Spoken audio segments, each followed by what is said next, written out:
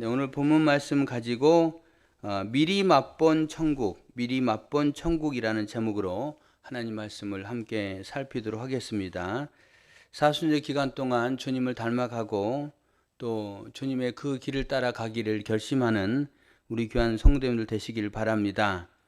여러분, 40이라는 숫자는 예수님께서 40일 동안 금식 기도하셨던 공생애를 시작하기 전 제일 처음에 하셨던 부분이 40일 금식기도, 그 금식기도를 이제 기념하면서 생긴 게 사순절의 유래가 되겠습니다.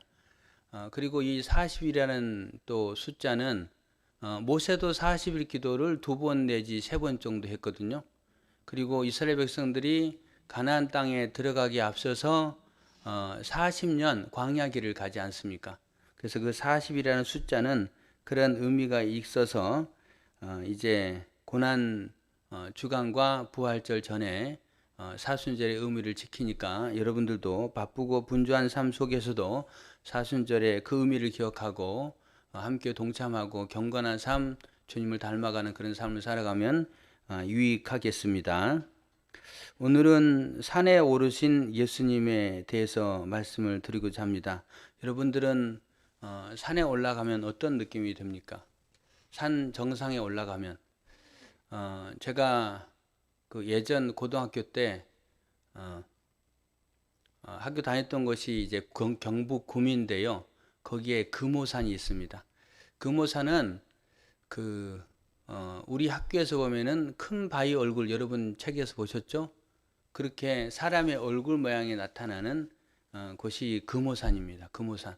그래서 그 금오산 줄기 아래에서 박정희 대통령이 태어났다. 뭐 우리는 뭐 그런 전통을 가진 고등학교입니다. 박정희 대통령이 세운 학교거든요. 그래서 이제 그 금오산에 종종 오르곤 합니다. 근데 오르는데 제가 금오산에 올라갔을 때 땀을 뻘뻘 흘리고 올라갔습니다. 올라가서 굉장히 기분이 좋았는데, 저는 굉장히 기분이 좋았는데 정상을 정복했다고 한 친구가 굉장히 실망하는 거예요. 왜 실망하냐면, 아니 땀을 뻘뻘 흘리고 올라왔는데 그 다음에 뭐냐, 다시 내려가야 되는 거 아니냐, 내가 내려가려고 여기 올라온 거 아니냐, 왜 내가 내려가려고, 아니 내가 왜 내려가려고 올라왔을까, 후회가 된다는 거예요. 정상에 올라간 게. 그래서 제가 생각하기를, 사람들이 느낌이 다르구나 다, 뭐 이런 생각을 가졌습니다. 근데 그 비슷한 느낌을 받은 적이 한 번 더 있었는데, 이스라엘 성지 수레를 간 다음에 이스라엘 땅에서 벗어나서 요르단이라는 곳에 갔고, 그곳에 와디럼이라는 사막 지역을 간 적이 있었습니다. 사막 지역에 갔을 때에 저는 모세가 생각이 나면서요, 모세가 느꼈던 그 감정, 그 다음에 또 하나 이스라엘 백성들이 사막의 황량한 사막에서 하나님만 바라볼 수밖에 없었던 그 감정, 그 감정이 느껴지면서 굉장히 감동이 됐어요. 근데 한 분 목사님 또 이러더라고요. 아니 아무것도 없는 이 사막에 우리를 왜 데리고 왔냐고. 그렇게 반응하더라고요. 그래서 사람들이 반응이 다르구나 이런 느낌을 받았습니다. 여러분들은 산에 정상에 올라가면 어떤 느낌입니까? 막 기쁩니까? 아니면 또 내려가야 되는데 내가 땀 뻘뻘 흘리고 고생하면서 올라왔냐, 그러면서 여러분 실망스럽습니까? 다양한 반응들이 있을 것인데 뭐 그거 뭐 옳고 그름을 판단할 것은 아니고요. 하여튼 그런 산에 관한 말씀을 드리고자 원합니다. 오늘 본문 1절에 보면은 엿새 후에 예수께서 베드로와 야고보와 그 형제 요한을 데리고 따로 높은 산에 올라가셨더니, 높은 산에 올라가셨다라고 말하고 있습니다. 이 높은 산은요, 마태복음 16장에 예수님과 그 제자들이 있던 장소가 가이사라 빌립보라는 장소입니다. 가이사라 빌립보는요, 이 헬몬산, 이스라엘 가장 높은 산 헬몬산 줄기의 아래쪽에 있는 장소입니다. 그 장소이기 때문에 추측하건대 이 장소는, 이 이제 높은 산은 아마 헬몬산이 아니었을까라는 짐작을 해봅니다. 물론 이스라엘의 높은 산은 크게 두 산이 있습니다. 하나는 다볼산, 그 다음에 하나는 헬몬산. 다볼산의 높이는 588m, 그 다음에 헬몬산의 높이는 2184m, 한라산의 높이가 1947m, 백두산의 높이가 2774m 뭐 이렇게 뭐 숫자들이 되는데요. 이게 한라산보다는 높고 백두산보다는 좀 더 낮고 그런 산이 헬몬산입니다. 그래서 헬몬산에 갈 수도 있을 거고 아니면은 뭐 다볼산에 갈 수도 있을 거고 하여튼 그래 산에 올라갔습니다. 예수님이 제자들을 데리고 산에 올라갔어요. 특별히 올라가는 과정 속에 오늘 12명의 제자를 다 데리고 꼭대기까지 올라간 게 아니고 야고보, 요한, 그 다음에 베드로 이 세 사람만 데리고 올라갑니다. 그렇게 데리고 올라가는데 예수님이 제자들을 산으로 데리고 올라간 이유가 뭘까요? 그 이유는요. 마태복음 16장에서 살펴볼 수 있습니다. 마태복음 17장에 예수님이 제자들 데리고 산에 올라가셨다. 그런데 왜 올라가셨을까? 마태복음 16장으로 거슬러 올라가면은 예수님이 이제 예루살렘으로 올라가시기 전 제자들에게 한 번 더 그들의 믿음을 확인하고 그들로 하여금 신앙을 좀 다질 필요성이 있었던 것 같습니다. 왜냐하면 예수님 앞에 이제 다가오는 것은 고난과 십자가란 말이에요. 고난과 십자가 다가오는데 제자들을 완전히 무장시키지 않으면 그들이 고난과 그런 그 과정을 겪을 때 다 실족할 거 아니에요. 그래서 예수님은 그들로 하여금 끝까지 이들이 나를 따라오기를 원했고 그래서 무장시키기를 원했어요. 그래서 그 무장의 첫 번째 과정이 이제 가이사랴 빌립보라는 곳으로 가는 장소입니다. 그곳에 가면은 폭포도 있고요. 바니아스라는 폭포도 있고 그 다음에 헬모산 물줄기가 아주 힘차게 흐르는 그런 곳입니다. 그런데 그곳에 뭐가 많냐면요. 신전이 많습니다. 왜냐하면은 큰 산 아래니까 거기에 이제 신령한 곳이다. 우리나라 사람도 그렇잖아요. 그래서 그런 밑에 이제 그들이 이제 여러 가지 신전들을 세워놨어요. 바알 신상이 제일 크겠죠. 그런 신전의 모습이 있는 장소가 가이사랴 빌립보라는 지역이고요. 그 다음에 두 번째 이 도시의 이름의 유래도 가이사랴 빌립보 반대로 또 빌립보 가이사랴 이렇게도 말하는데요. 그거는 왜 그렇게 도시 이름을 지었냐면은 당시에 그 지역을 통치하는 왕은 분봉왕 빌립이었습니다. 빌립 헤롯이었어요. 헤롯의 아들 빌립. 빌립이 그것을 통치하는 이제 분봉왕이었는데 이 빌립 헤롯이 나는 로마 황제 가이사에게 이 도시를 바칩니다. 라는 그 의미를 가지고 자기 이름도 들어가고 황제 이름도 들어가고 그래서 가이사랴 빌립보 이렇게 지은 겁니다. 그러면서 이 가이사랴 빌립보에는 뭐가 있냐면은 황제의 엄청난 큰 동상이 있는 거예요. 황제의 엄청난 큰 동상이 있다는 것은 그래서 결국은 황제 숭배죠. 황제 숭배, 그 다음에 신전 숭배 이런 아주 그런 이제 우상 숭배의 모습들, 그 다음에 세상의 강력한 힘을 상징하는 그런 모습이 많았던 곳이 가이사랴 빌립보입니다. 그러면은 예수님이 제자들을 그곳에 데리고 갔을 때 제자들의 느낌은 어떨까요? 유학감을 느끼기도 아니에요. 큰 동상을 보기도 하고 또 수많은 신전들의 그 모습을 보고 와 정말 대단하다. 여러분 뭐 절에 가는데 절이 엄청나게 크다든지 뭐 그런 것이면 대단하다 느끼잖아요. 그런 대단하다 느끼면서 유학감이 들었을 겁니다. 그런 유학감을 느끼고 있는 제자들에게 확인합니다. 사람들이 나를 누구라고 하느냐? 그렇게 첫 번째 질문하고 그 다음에 두 번째 질문은 뭡니까? 너희는 나를 누구라 하느냐? 라고 질문했습니다. 그럴 때 베드로가 대답하죠. 주는 그리스도시요 살아계신 하나님의 아들입니다. 할렐루야. 네, 여러분 한번 따라해 주시기 바랍니다. 주는 그리스도시요 살아계신 하나님의 아들입니다. 아멘. 아멘. 여러분 이렇게 베드로가 대답합니다. 예수님이 그렇게 대답한 베드로에게 몇 가지 말씀하십니다. 첫 번째로는요. 너가 그렇게 말하는 것은 뭐 너의 혈육이 준 그런 깨달음을 통해서 한 것이 아니다. 그거는 하늘 아버지가 너로 하여금 그 고백을 하게 했다라고 말합니다. 오늘 설교가요 40분 넘게 시작했고요. 그 다음에 제 예상은 좀 길어질 예정입니다. 이해하시기 바랍니다. 끝까지 잘 들으실 줄로 믿습니다. 할렐루야. 예. 할 이야기가 너무 많아요. 그래서 예수님이 첫 번째 하신 말씀은 그거는 너가 한 것이 아니고 하늘 아버지가 너로 하여금 그런 고백을 하게 했다라고 말합니다. 여러분 이건 굉장히 중요해요. 무슨 말이냐면요. 제가 지난주에 신방 갔는데도 한 분이 이런 말을 하더라고요. 자기 가족 이야기하면서 그 남편이 뭐라고 말했냐면 내가 교회에 충성을 하되 60살 때부터 하겠다 이렇게 이야기를 했다. 60 넘으면 하겠다 이렇게 했다는 거예요. 여러분 가운데 그런 이야기 들은 사람 있죠?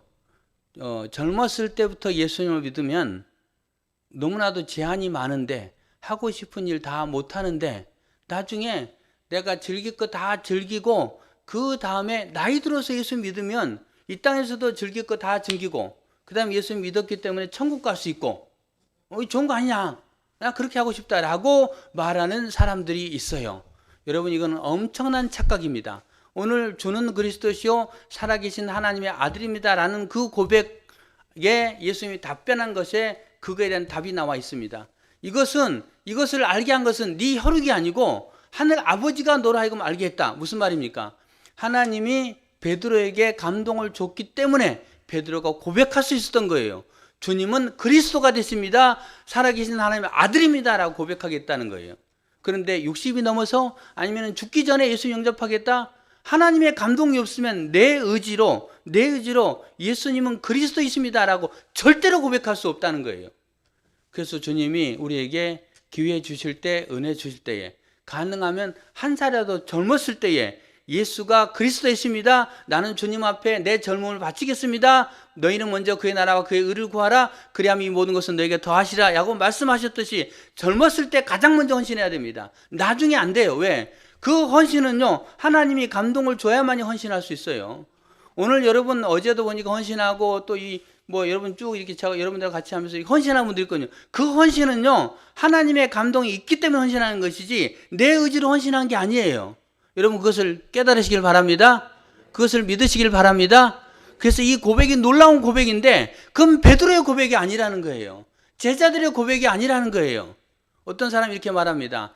베드로가 주는 그리스도시요 살아계신 하나님의 아들입니다라는 고백은 그건 베드로의 고백뿐만이 아니고 제자들의 모든 생각들이 모아서 베드로가 고백한 것이다.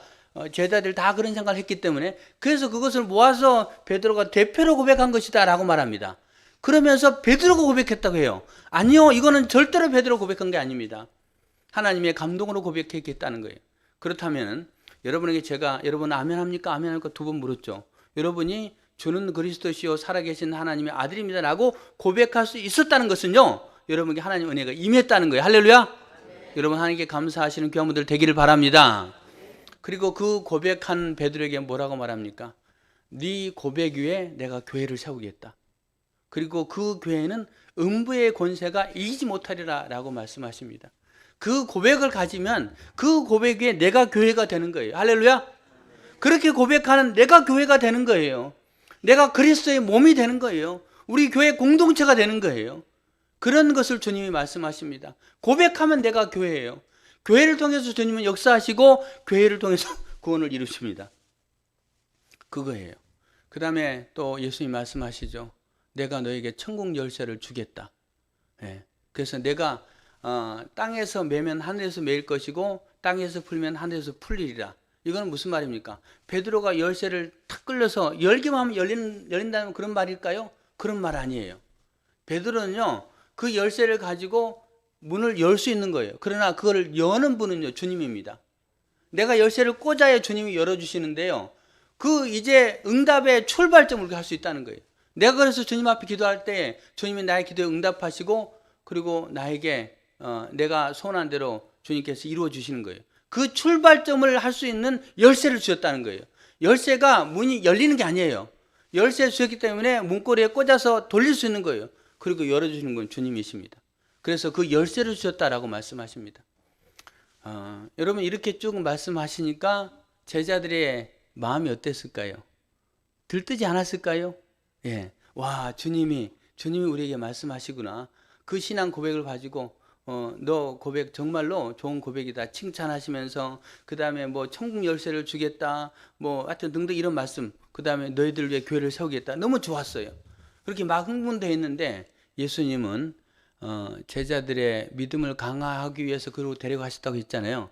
그렇게 고백하니까 주님의 마음이 조금은 그래도 유한이 된 것 같습니다. 그래서 이제 자기가 가야 될 길을요, 이제 말씀하셔요.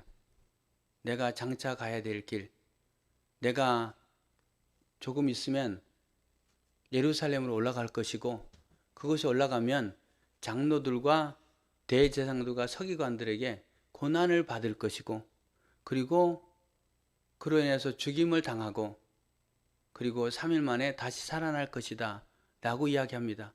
예수님이 그렇게 이야기하신 이유는요, 제자들이 신앙 고백했잖아요.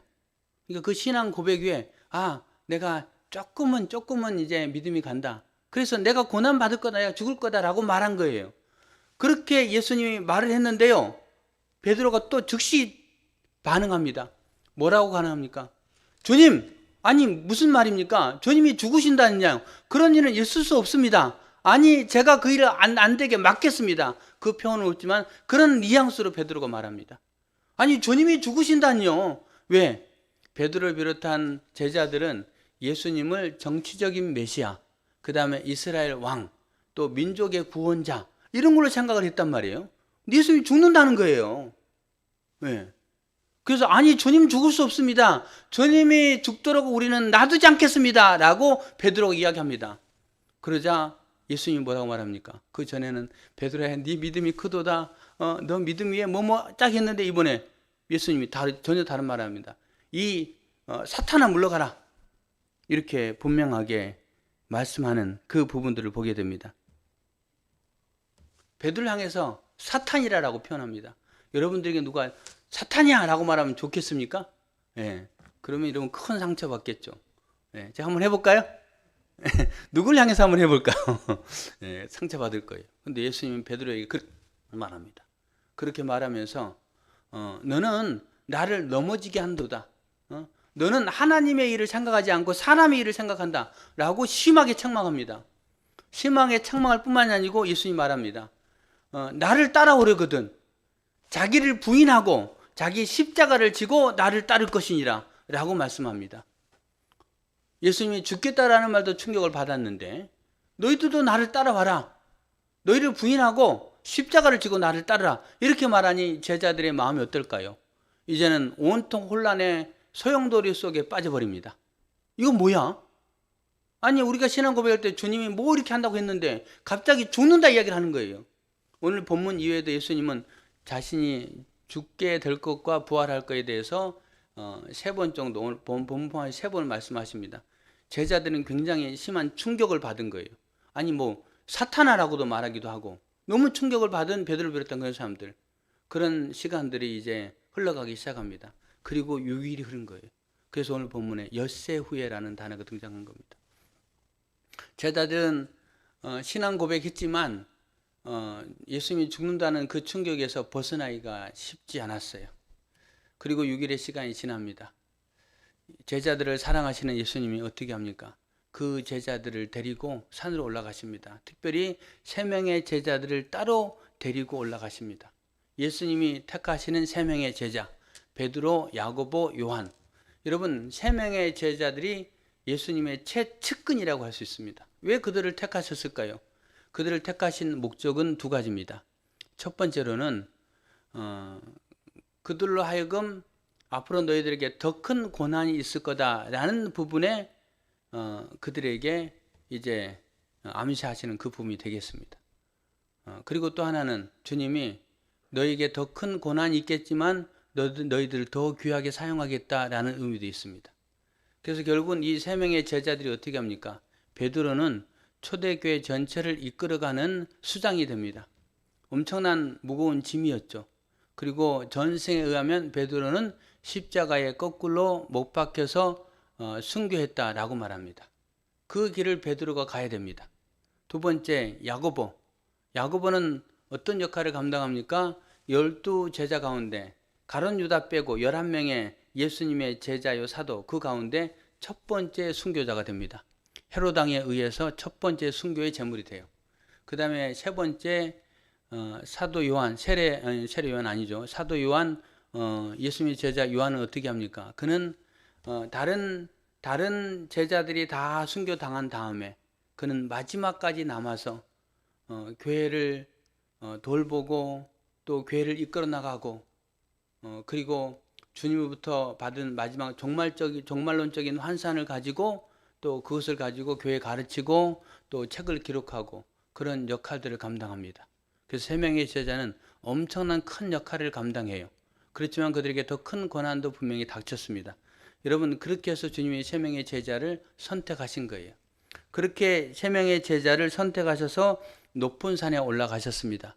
아까 높은 산은 이제 그곳에 가서 주님이 또 뭔가 제자들에게 보여주기 위한 의도로 올라가셨음을 우리는 짐작할 수 있습니다. 그곳에 올라가는 제자들의 마음이 어땠을까요?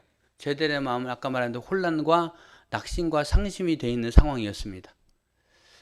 그런 상황 가운데 그들이 이제 산에 올라가서 깜짝 놀라는 상황을 보게 됩니다. 어떤 상황이었습니까? 예수님이 변형되셨어요. 예수님이 변형되셨고 변형되신 예수님의 모습을 보니까 어땠습니까?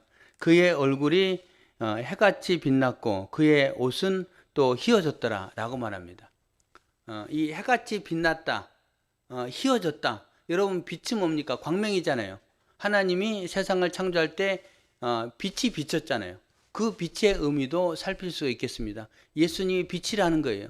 그리고 예수님은 빛과 같이 변화된다라는 것들도 의미합니다. 그런 빛으로 아주 환하게 변화되신 예수님의 모습, 이거는 또 예를 들어서 구약 성경에 보면은 모세가 그렇게 하나님을 대면하고 내려왔을 때 아주 정말 빛나죠. 사람들이 볼 수 없을 정도로 빛나죠. 주님과 만나고 또 그 장소는 바로 천국이라는 장소인데 그곳에 가면 이렇게 빛난다는 거예요. 그 모습에 예수님의 모습을 보게 됩니다. 그 다음에 또 하나의 광경이 펼쳐지죠. 어떤 광경입니까? 그곳에 예수님만 계신 게 아니고 모세와 그 다음에 엘리야도 있었습니다. 모세와 엘리야가 있었고, 그래서 이제 세 분이 대화 나누는 모습을 보게 됩니다. 모세는 어떤 사람입니까? 엘리야는 어떤 사람입니까? 모세는 이스라엘 백성들을 출애굽시키고 그들로 하여금 이제 새로운 그 땅에 대한 희망과 비전을 줬던 사람이 모세죠.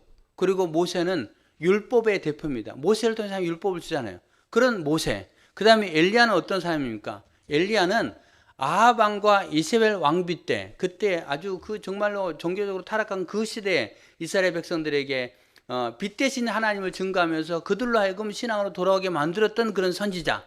그리고 엘리야는 선지자의 대표다라고 할 수 있겠습니다. 그래서 율법의 대표자요, 그 다음에 선지자의 대표자였던 모세와 엘리야가 나타나서서 예수님과 대하는 그 모습을 보게 됩니다. 그리고 이스라엘 전통에 의하면, 유대인들의 전성에 의하면 마지막 종말 때에 이제 엘리야가 우리에게 오겠다라는 것을 짐작하고 있었어요. 그들은 생각하고 있었는데 지금 이곳에 엘리야가 보이는 겁니다. 그래서 그것을 본 베드로와 다른 두 제자, 세 명의 제자의 느낌은 종말이 다가왔구나, 이런 느낌을 받았을 거예요. 그런 모습입니다. 그 다음에 모세와 엘리야는 특별히 또 어떤 사람입니까? 그들은 죽음을 맛보지 않고 천국에 갔던 두 사람이죠. 엘리야가 불말과 불병거를 타고 승천했죠. 그 다음에 모세는 그 시신을 발견하지 못하잖아요. 결국은 두 사람은 죽음을 맛보지 않고 천국 간 사람이에요. 그 사람들이 와서 지금 예수님과 대화하고 있는 겁니다. 그 대화의 내용에 오늘 본문에 나와 있지 않지만 누가복음 9장 18절에 보면은 뭐라고 나와 있냐면은 이제 그 세 분의 대화의 내용은 예수님이 별세하실 것에 대해서 대화를 나눴다라고 기록되어 있습니다.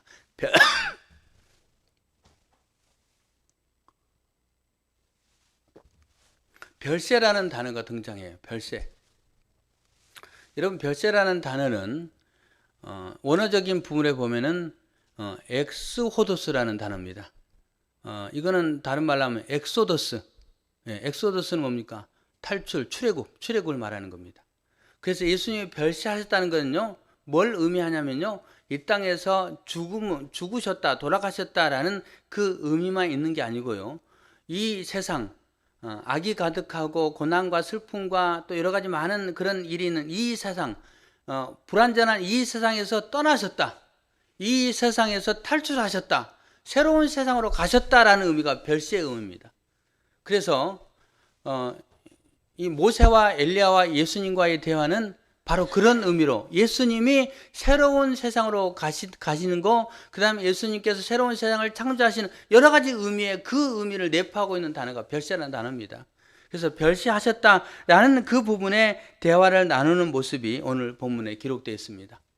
여러분, 이 본문을 통해서 저는 약간 옆으로 한번 세보겠습니다. 뭘 느끼냐면, 예수님과 그 다음에 모세와 엘리야가 대화 나누면서 예수님이 별세하실 것, 예수님이 십자가에 돌아가실 것을 대화 나누셨다라는 부분에 이런 그 깨달음이 들었어요. 옆으로 셌다고 했습니다. 어떤 느낌이 들었냐면요. 주님은 우리를 위해서 우리에게 어떤 계획을 세우고 우리를 위해서 어떤 일을 할 때에 늘 이렇게 의논하시는구나. 네, 이런 느낌이 들었어요. 왜? 오늘 본문에 예수님과 모세와 엘리야가 예수님 그냥 별세하시면 별세하는 거고 십자가에 돌아가시면 돌아가시는 거지 그걸 가지고 무슨 대화를 나누냐 그거예요. 그런데 그렇게 교제하는 모습이 보입니다. 그 다음에 창세기에 보면요. 우리가 우리의 형상을 따라 우리의 모양을 따라 사람을 만들고 거기에 보면 삼위일체 하나님이 천지 창조를 하면서 그 다음에 사람을 창조하는 과정 속에 이렇게 대화 나누셨던 모습이 보여요. 그래서 그 부분을 통해서 주님은 우리를 위해서 이렇게 서로 삼위일체 하나님이 세 분이 있다는 말은 아니에요. 예, 세 위격이라고 하죠. 그래서 세 위격된 세 분이 대화 나누시면서 우리에게 좋은 것 주시는 거예요. 그래서 좋은 것, 제자들에게 좋은 걸 주시기 위해서 그렇게 하시는 거고, 저는 이 부분을 보면서 교회 공동체의 모습, 그 다음에 또 부부의 모습, 이런 여러 가지 모습들 가운데서도요, 하나님은 그렇게 우리에게 좋은 것 주시는 분이시다라는 것은 나는 깨달음이 들었습니다. 무슨 말이냐면요, 제가 전에 이제 나눔의 교회 있을 때 그 교회의 규모는 그렇게 크지는 않았지만 꼭 적재적소에 필요한 일꾼들이 있어요. 예. 제가 찬양을 잘 못하는데 그래서 찬양을 늘 했던 우리 신하미 유사님, 그리고 오늘 왔던 우리 조카 이주향 우리 청년 예, 거기도 찬양들 잠깐 했거든요. 제가 찬양 못하니까 찬양하는 분들이 옆에 저하고 협력하게 되고, 그 다음에 거기서도 공사 잘하는 분이 있었어요. 그래서 여러 가지 교회 모든 사람들 다 돌봤던 그런 분이 있었거든요. 그래서 그런 분, 또 스스로 나가서 전도하신 분, 그 다음에 또 맛있는 음식을 제공하신 분, 하나님이 교회 공동체가 아름답게 해서 필요한 사람들 다 붙여주는구나 라는 느낌을 받았어요. 제 조카도 미국에 있을 때 그 교회 적재소에 필요한 사람들이 다 있었다라는 이야기를 들었어요. 여러분, 우리 시험교회도 그렇지 않겠습니까? 여러분, 적재소 하나님 다 필요한 분들 붙여주잖아요. 이번에 이제 고 윤독 집사님 하나님의 부르심을 받아갔지만 그분의 손길이 미치지 않는 곳이 없다라고 여러분 돌아볼 수 있는 거예요. 바닥도 그분의 손길이 있을 거고요. 2층도 그분의 손길이 있을 거고, 그 다음에 어제 우리 올 목사님 말씀하셨는데 저 창고도 그분의 손길로 다 만들어졌다. 이런 말씀하는 거예요. 천장도 그분의 손길이 다 갔다. 그러면 우리 시온교회 너무나도 소중한 분이었고 또 하나님이 보내신 귀한 분이었죠. 그래서 하나님 은원함에 보내시는 거예요. 예. 제 조카 이제 뭐 조카하고 조카 사이 이야기 한다면 그런 이야기 해요. 두 사람의 모습이 성향이 좀 달라요. 제 조카는 여잔데 남성적이고, 그 다음에 조카 사이는 남자인데 여성적이에요. 예. 예. 그래서 뭐 하여튼 그런 부분인데 제가 보기에 하나님이 은원하셔가지고, 야, 너한테는 이 사람이 딱 맞는 것 같아. 하나님 은원하셔가지고 제일 좋은 사람 붙여준 것 같아요. 할렐루야. 여러분도 마찬가지입니다. 제일 좋은 사람 붙여줬음을 믿으시길 바랍니다. 우리 교회 공동체도 하나님이 은원하셔가지고요. 은원하셔가지고 우리 교회 이 사람이 필요하구나. 여기 붙여주고 여기 붙여주고 여기 붙여주고, 그렇게 해서 우리 교회 공동체가 아름답게 이루어지는 거예요. 할렐루야. 여러분, 그래서 저 사람이 왜 우리 교회에 있을까? 저 사람이 왜 내 남편이 됐을까? 여러분, 그렇게 의문을 갖지 말기를 바랍니다. 하나님이 나에게 최고 좋은 사람 붙여줬어요. 하나님이 우리에게 최고 좋은 공동체의 식구들을 붙여준 거예요. 할렐루야. 그래서 다 소중한 분이고요. 각각의 역할들을 다 하시는 분이에요. 예. 그래서 이제 예수님과 모세와 엘리야가 태어났다는 부분을 통해서 이런 느낌도 하나 들었습니다. 옆으로 셌다가 다시 돌아오겠습니다. 예, 이 이야기도 하고 싶었어요. 그래서 합니다. 예. 그렇게 해서 이제 대화를 나누는 모습을 보는데 이제 그 모습을 보고 베드로가 다른 제자 마찬가지죠. 황홀금이 빠졌어요. 와, 이거 너무 좋다. 여기는 천국이구나. 실제 천국의 모습을 보여준 거고요. 여긴 천국이구나. 그래서 베드로가 뭐라고 말합니까? 예수님, 제가요 초막 셋을 지어가지고 하나는 주님을 위하여, 하나는 모세를 위하여, 하나는 엘리야를 위하여 짓겠습니다. 이렇게 말합니다. 모세가 너무 좋았어요. 아니, 모세가 아니고 베드로가 너무 좋은 거예요. 그래서 짓겠습니다. 그렇게 말합니다. 그 의도는 뭘까요? 여기가 너무 좋은 곳인데 이곳에 오래 머물렀으면 좋겠습니다. 아니, 여기서 아예 그냥 살았으면 좋겠습니다. 라는 의도로 베드로가 이야기한 거예요. 오늘 제목이 미리 맛본 천국이잖아요. 베드로가 지금 천국을 맛보고 있는 겁니다. 이 장소가 너무 좋은 거예요. 너무 행복한 장소예요. 그곳에 오래 머물고 싶었던 거예요. 그런데 그 말이 떨어지지도 전에 하늘에서 음성이 들립니다. 이는 내 사랑하는 자요, 내 기뻐하는 자라. 너희는 그의 말을 들으라. 라고 하늘에서 음성이 들렸습니다. 하늘에서 들린 음성 가운데 이 세 제자는 너무 무서웠어요. 두려웠어요. 떨었어요. 그래서 막 벌벌 떨면서 고개 숙이고 있는데 예수님이 그들에게 다가가서 두려워하지 마라. 일어나라. 라고 이렇게 세우는 예수님의 따뜻한 모습이 본문에 기록되어 있습니다. 예수님이 일어나라는 거예요. 예, 그리고 이제 제자들과 함께 가자, 내려가자 라고 말합니다. 베드로는 거기 있고 싶었는데 예수님이 내려가자고 해요. 예, 여기서요 베드로의 모습 한번 살펴볼 수 있는데요. 베드로는요 그 앞부분에 16장에서도 예수님 앞에 아니 예수님 죽어서는 안 됩니다 라고 말하면서 예수님의 죽음의 길을 막으려고 하잖아요. 그래서 너는 나를 넘어지게 하는 도다 라고 주님 말씀하셨습니다. 오늘 본문도 마찬가지예요. 베드로는 주님을 위한다고 말씀하시지만 주님은 거기에 머물면 안 돼요. 내려와야 되거든요. 아니 또 주님은 감당해야 될 사명이 있잖아요. 올리에서 십자가에 돌아가시고 부활하시고 다시 오셔야 되는 그 역할도 있는 거예요. 내려오셔야 되는 거예요. 그리고 제자들도 내려와야 됩니다. 왜 해야 될 일이 있어요. 근데 베드로는 너무 좋으니까 안 내려갔으면 좋겠습니다 라고 말하죠. 그래서 그때에 이 하늘의 음성이 들립니다. 베드로야 또 다른 제자들아 너는 그의 말을 들으라. 그렇게 말하죠. 베드로를 한마디로 표현하면요 헛발짓을 많이 한다 아니면 뻘짓한다. 뻘짓. 이 베드로 그런 사람이에요. 나중에도 베드로는 엉뚱하게 이야기하죠. 예수님이 십자가에 돌아가시기 전 골고다 언덕 올라가고 뭐 그런 과정 속에 나는 예수님 모릅니다. 예수님을 저주하며 부인하잖아요. 그런 베드로의 모습이에요. 참 연약한 모습이에요. 그런 연약한 모습이지만 예수님이 어떻게 합니까? 베드로를 막 야단치고 너 나가 너 필요 없어 그렇게 하지 않잖아요. 끝까지 베드로를 보듬어 주시고 그리고 그에게 큰 사명을 맡기시고 여러분 예수님의 따뜻한 사랑이 계속 전개되고 있습니다. 하여튼 그렇게 해서 예수님이 이제 내려가면서 뭐라고 말씀하십니까? 마지막 당부 하나 합니다. 내가 다시 살아나기 전까지는 여기서 본 이 일을 아무에게도 말하지 말라 라고 이야기합니다. 내가 다시 살아나기 전까지는 아무에게도 이 일을 이야기하지 말라 이렇게 말씀하시면 내려갑니다. 그렇게 내려가는 과정이 전개가 돼요. 그렇게 말씀하시는 이유가 뭘까요? 아무에게도 이야기하지 말라. 그 말은요 괜히 말했다가 뭐 그런 부분에 뭐 여러 가지 혼란 느끼면 안 되니까 다만 나는 반드시 부활할 건데 나는 죽은 지 3일 만에 부활할 건데 그때에 내가 말했던 걸 기억하고 너가 깨닫고 너가 굳게 섰으면 좋겠다라고 하는 예수님의 배려가 또 나타나 있습니다.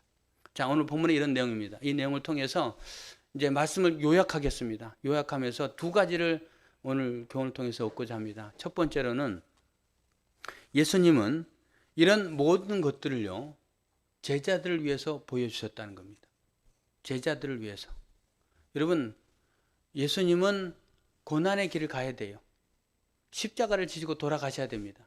그런데 그런 과정 속에 제자들이 받을 충격, 제자들이 받을 그 엄청난 당황스러운 상황들, 그 상황들이 펼쳐질 것 아니에요. 그런 상황들이 펼쳐질 거고 이 제자들이 실족하고 다 도망가고 그럴 건데 예수님이 뭘 보여준 겁니까? 미리 천국을 보여준 거예요. 그러면서 예수님이 제자들에게 말씀하시는 부분은 내가 앞부분에 가이사랴 빌립보에서 고난을 당하고 3일 만에 고난을 당하고 죽임을 당한 다음에 3일 만에 부활할 것이다 라고 말하는 그 과정 속에 부활할 것은 그들이 염두에 안 두고 예수님이 죽는다라는 것만 생각했는데 그 생각에 예수님이 그걸로 끝이 아니야. 너희들 기억했으면 좋겠어. 그러면서 마지막 마태복음 16장 끝부분에 뭐라고 했냐면은 너희들 가운데 죽기 전에 내가 왕권을 가지고 오는 사람도 오는 것을 볼 자도 있는지라 라고 말했는데, 그 마태복음 16장 끝부분이 여러 가지 해석이 되지만 그 해석 가운데 하나는 미리 맛본 천국, 그 천국을 보게 되는 그 모습을 예수님이 6일 전에 말씀하지 않았을까라는 그런 추측도 해봅니다. 그런 과정 속에서 예수님이 낙심하고 실망하는 그 제자들에게, 아니 고난과 죽음이 끝이 아니야, 그 다음에 영원한 천국이 펼쳐질 거야 라는 것을 제자들에게 보여주고 싶었던 거예요. 그것을 보여줌으로 제자들이 어떤 시련과 어려움에도 흔들리지 않고 붙잡고 천국을 소망하며 이겨내기를 원하시는 주님의 바람으로 그것을 보여준 거예요. 그래서 예수님은 우리를 너무 사랑하시고 우리로 하여금 우리에게 천국에 대한 소망을 갖게 만드시는 겁니다. 이 환상을 보여주시면서 우리가 당할 그 고난은 잠시지만은 장차 우리에게 주어질 영광은 앞에 당했던 그 고난과 좋게 비교할 수 없도다 라고 주님 말씀하셨듯이 우리에게는 영광이 예비되어 있다라는 걸 주님은 보여주신 거예요. 주님은 제자들에게 보고 앞으로 너희들이 겪게 될 그 고난, 나의 죽음을 바라보며 너희들이 가야 될 그 고난의 길에 낙심하지 말라, 실족하지 말라, 이걸 보여준 겁니다. 여러분, 그렇습니다. 우리 주님은요, 우리를 정말로 사랑하셔요. 그리고 우리의 아픔을 다 아십니다. 그리고 위로하셔요. 우리 지성 입사님, 우리 이번에 장례식을 치르면서 마음이 아팠지만 그 가운데도 감사할 일도 있었습니다. 제가 며칠 전에 우리 그 가정에 대신방 갔었는데요. 대신방 갔었을 때에 뽑았던 말씀, 우리 윤덕 지사님이 뽑았던 말씀, 그 말씀이 능력과 찬양과 그 다음에 구원에 관한 그렇게만 나와 있는 그런 내용의 구절이었지만 그 뒷부분의 구절을 살펴보면 놀라운 일들, 그 놀라운 일, 여호와의 문이 열릴 것이고 그 다음에 또 하나님께서 그 영혼을 구원하실 것이고, 이미 하나님은 그것들을 다 예비하시고 그렇게 하신 거예요. 그래서 하나님은 우리를 사랑하셔서요, 우리 한 사람 한 사람을 늘 위로하고 계십니다. 여러분, 그것을 믿으시길 바랍니다. 하나님은 내 편 되시고 내가 힘들고 어려운 길을 갈 때 주님은 나를 위로하시고 나에게 힘을 얻을 수 있는 그런 은혜를 주시고, 무엇보다도 너희들에게 장차 받을 예수 그리스도를, 주는 그리스도시요 살아계신 하나님의 아들입니다라는 고백하는 그 사람들이 마지막 가는 길은 영원한 천국이다, 미리 맛본 천국을 우리에게도 보여주시는 거예요. 제자들에게만 보여주는 게 아니고 우리들이 보여주는 거예요. 여러분, 미리 맛본 그 천국을 소망하며 여러분 이 땅에서 겪게 되는 여러 가지 어렵고 힘든 일에도 꿋꿋하게 버티고 믿음을 끝까지 잘 지키는 귀한 분들 되시길 바랍니다. 이런 첫 번째 교훈을 얻을 수 있고요. 우리를 사랑하시고 우리를 배려하시고 우리를 위하시는 주님의 마음. 그 다음에 두 번째, 주님은 뭐라고 말씀하시냐? 내려가자라고 말합니다. 내려가자. 예. 천국이 좋은데 왜 자꾸 내려가자고 할까요? 여러분, 아직 내가 감당할 사명이 끝나지 않았다는 겁니다. 내가 마지막 장차 천국에 갈 거지만, 예수님 말씀입니다. 내가 장차 천국에 갈 것이면은 거기 가기 전에 내가 해야 될 일이 있다.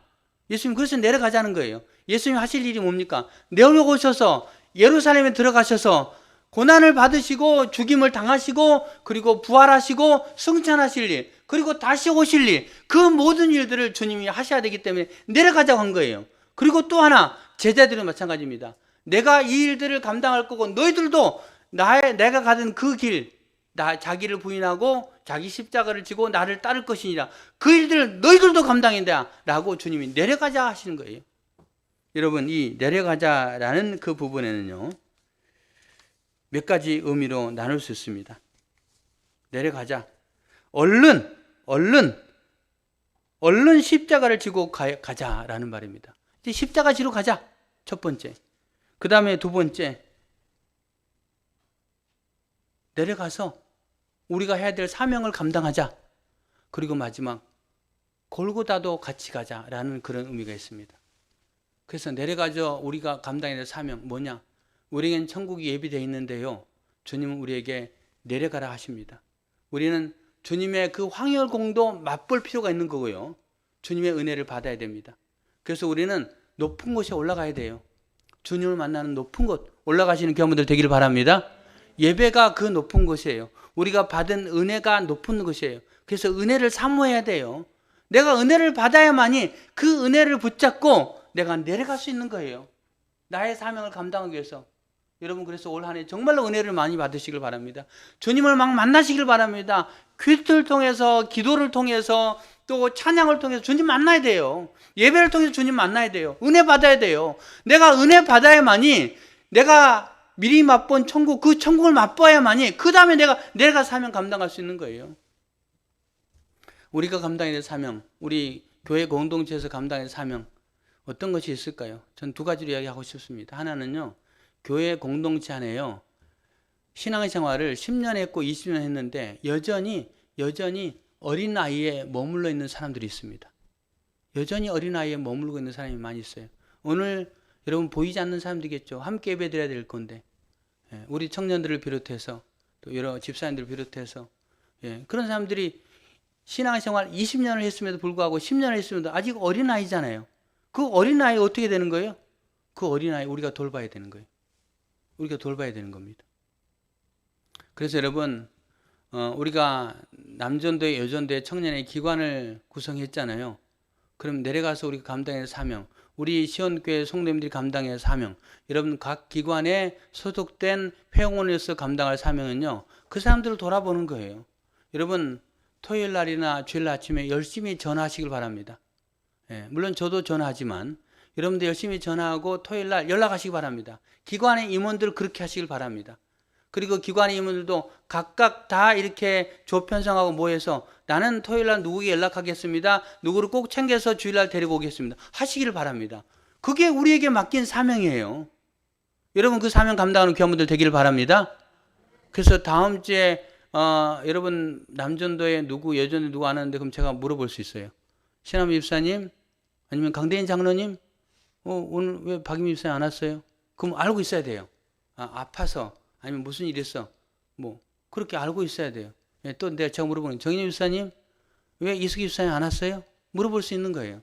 그러면 대답할 준비가 돼 있어야 돼요. 같이 짐을 지는 거예요. 같이.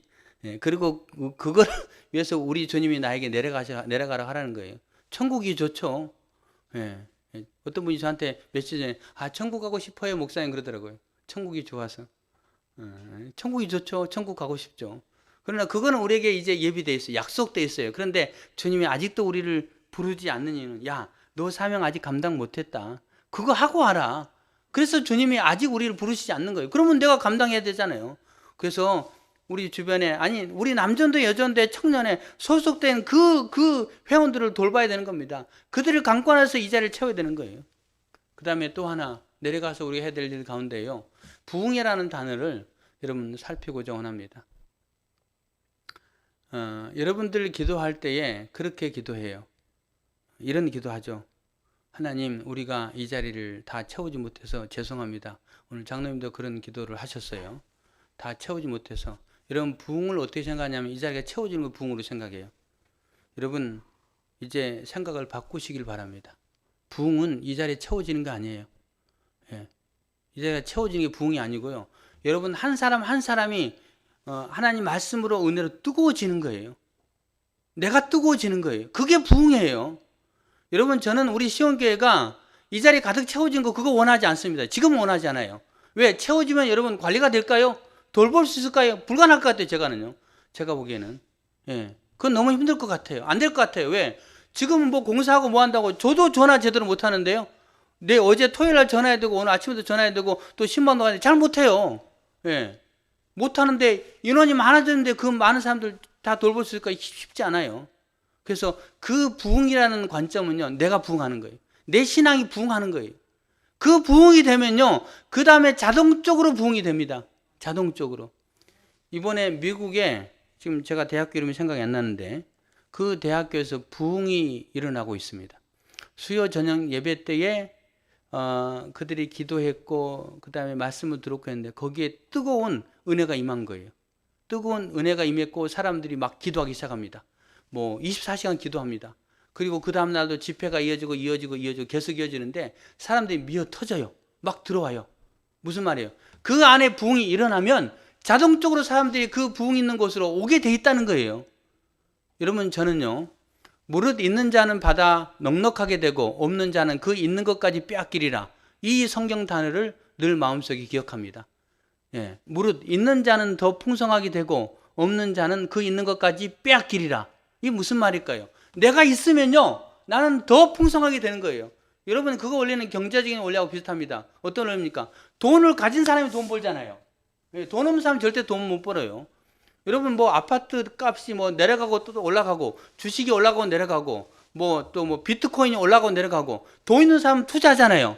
망하기도 하지만 그 사람이 돈 벌어요. 근데 저는 어때요? 나는 돈이 없어요. 주식에 투자할 돈이 없어요. 예, 그러면 돈 못 벌어요. 있는 것 같기도 간신히 살다가 뭐 이렇게 뭐 결국은 뭐 그렇게 그냥 살아요. 그게 성경의 원리입니다. 내가 있으면요, 더 풍성하게 되고 없으면 있는 것까지 없어진다는 게 무슨 말이냐? 우리 교회에 심령의 부흥이 일어나면 하나님이 자동적으로 이게 붙여줍니다. 근데 우리 교회에 있는 성도들의 심령의 부흥이 일어나지 않으면 있는 사람들도 다 떠나가야 돼요. 왜? 은혜가 안 되는데 교회 오면? 그래서 이게 굉장히 놀라운 진리예요. 주님 말씀하신 내가 있으면요 더 풍성하게 되는 거예요. 내가 없으면 있는 것까지 사라지는 거예요. 여러분, 우리 교회가 없으면 되겠습니까? 안 되는 거예요. 내가 있어야 되는 거예요. 우리 교회가 있어야 된다는 거예요. 여러분, 한 사람이 다 뜨거워야 되는 거예요. 뜨거워서 기도하고, 뜨거워서 예배드리고, 뜨거워서 사랑하고, 뜨거워서 배려하고, 뜨거워서 나보다 다른 사람을 더 낮게 여기고, 이런 부분에 뜨거운 교회가 돼야 돼요. 그러면 그 다음에 부흥이 일어나는 거예요. 그 일들을 내려가서 우리가 해야 될 일이에요. 내려가서 내 심령을 부흥시키고, 내려가서 내 주변에 10년 됐고 20년 됐는데 아직도 어린아이에 머물고 있는 그 사람들을 돌보는 역할이에요. 주님이 제자들을 돌봤듯이 우리에게 그 사명 맡기고 있기 때문에 우리가 돌봐야 됩니다. 그래서 이번 공사할 때도 여러분 관심을 가지고 방문하는 이유가 그거예요. 교회를 사랑하는 마음으로 관심을 가지고 방문하고 뭐 음료수도 주고 뭐 빵도 사와서 고생하십니다 하기도 하고 커피도 사오고, 그뿐만이 아니고 또 오늘 얼굴 보이지 않는 사람들에게 또 연락하고, 지금까지는 연락 안 했을지라도 에이 연락해도 잘 안 와, 실망하고 이제 뭐 나는 그런 데 별로 관심 없어, 그랬다면 이제 여러분이 부흥돼서, 여러분 심령이 부흥돼서 영혼을 사랑하는 마음을 갖기를 바라겠고, 그 영혼들 함께 미리 맛본 천국 다 데려갈 수 있도록 그 영혼들을 강권해서 데려오길 바랍니다. 아니 그 영혼들만 다 오면은 여기 예배당이 꽉 찰 거예요. 예. 다른데 더 넓히자라고 나갈 거예요. 우리가 중요한 게, 가장 중요한 건 우리의 심령이 부흥합시다. 그리고 내려가서 그 연약한 불쌍한 영혼들, 어린아이와 같은 10년 됐어도 어린아이와 같은 그 영혼들을 돌보는 일에 힘쓰면 그게 주님이 우리에게 내려가자라고 말씀하신 그 의미로 우리가 받아들이면 되겠습니다. 네, 그 모습 붙잡고 믿음으로 살아가는 우리 성도들 되시길 바랍니다.